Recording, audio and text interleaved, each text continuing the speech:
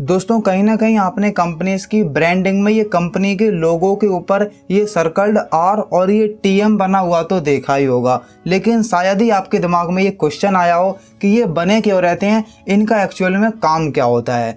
तो ये टीएम का मतलब होता है ट्रेडमार्क और ये सर्कल्ड आर का मतलब होता है रजिस्टर्ड ट्रेडमार्क। लेकिन सवाल ये है कि ये होते क्या हैं और ये क्यों लगे होते हैं, एंड ट्रेडमार्क और रजिस्टर्ड ट्रेडमार्क में डिफरेंसेस क्या होते हैं, आइए जानते हैं इस वीडियो में। तो ट्रेडमार्क किसी भी प्रकार का नेम हो सकता है या कोई लोगो हो सकता है जैसे कि कटा हुआ एप्पल, और ये स्लोगन भी हो सकता है जैसे कि नोकिया कनेक्टिंग पीपल। इवन ये किसी भी प्रकार की ऑडियो फाइल भी हो सकती है जैसे कि आप इसे सुनिए।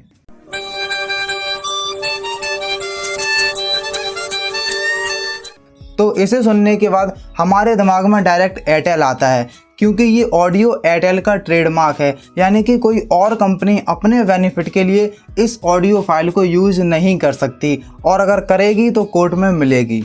तो ट्रेडमार्क एक नेम, लोगो, स्लोगन और एक ऑडियो फाइल भी हो सकती है जो कि किसी इंसान की एक इंटेलेक्चुअल प्रॉपर्टी होती है और कोई भी दूसरा इंसान इसे अपने प्रॉफिट के लिए यूज़ नहीं कर सकता। जैसे कि मानिए कि एक बहुत बड़ी सिटी में रामू के समोसे के नाम से एक दुकान काफ़ी ज़्यादा फेमस है और उस दुकान पर समोसे खाने के लिए बहुत दूर दूर से लोग आते हैं। बट एक दिन क्या हुआ कि उसके आसपास के दुकानदारों ने भी अपना नाम चेंज करके उसी के नाम से सिमिलर नाम रख लिया, जैसे कि रामू जी के समोसे या रामू काका के समोसे। तो जो भी लोग समोसे खाने आते थे अब वो कन्फ्यूज होने लगे, क्योंकि उसी जगह पर और भी कई सारे नाम थे जो कि रामू के समोसे के नाम से सिमिलर हैं। इसीलिए वो लोग भटककर दूसरी दुकान पर चले जाते थे। इससे जो ओरिजिनल दुकान थी यानी कि रामू के समोसे के नाम से, उसको घाटा होने लगा, क्योंकि जो कस्टमर थे वो धोखे से दूसरी दुकान पर चले जाते थे। अगर रामू के पास अपनी दुकान के नाम का ट्रेडमार्क होता तो आसपास के दुकान वाले उससे सिमिलर नाम रख ही नहीं पाते।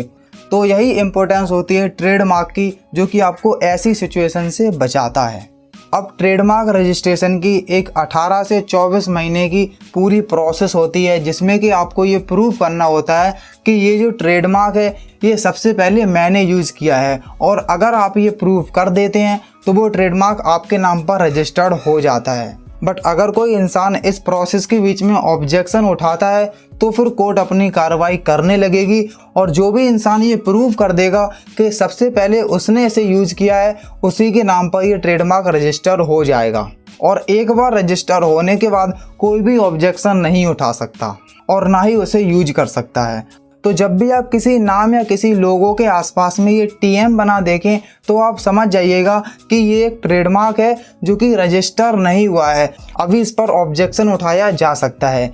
बट अगर आप ये सर्कल्ड आर बना देखें तो आप समझ जाइएगा कि ये एक रजिस्टर्ड ट्रेडमार्क है, यानी कि अब इसमें कोई भी इंसान ऑब्जेक्शन नहीं उठा सकता और ना ही इससे सिमिलर लोगो या नाम को यूज़ कर सकता है। तो कहने का मतलब सिर्फ इतना है कि जब किसी कंपनी का नेम या लोगो ट्रेडमार्क रजिस्ट्रेशन की प्रोसेस में होता है तो उस पर वो टीएम लिख सकता है और कोई भी इंसान उस पर ऑब्जेक्शन उठा सकता है। बट अगर आपका ये ट्रेडमार्क रजिस्टर हो गया तो आप इसके ऊपर एक छोटा सा आर का सिंबल बना सकते हैं और कोई भी इसमें ऑब्जेक्शन नहीं उठा सकता। जैसे कि पार्ले जी के लोगो पर ये छोटा सा आर बना हुआ है, जिसका मतलब ये है कि पार्ले जी का ट्रेडमार्क रजिस्टर्ड है, यानी कि कोई भी अब ऑब्जेक्शन नहीं उठा सकता और ना ही इससे सिमिलर नेम यूज कर सकता है। तो उम्मीद है कि मैंने आपको समझा दिया होगा कि इन सिंबल्स का मतलब क्या होता है और ये क्यों लगे रहते हैं। अगर आपको ये वीडियो अच्छा लगा तो लाइक करके हमें ज़रूर बताएं, और मैं मिलता हूँ आपको नेक्स्ट वीडियो में। जब तक के लिए बाय बाय।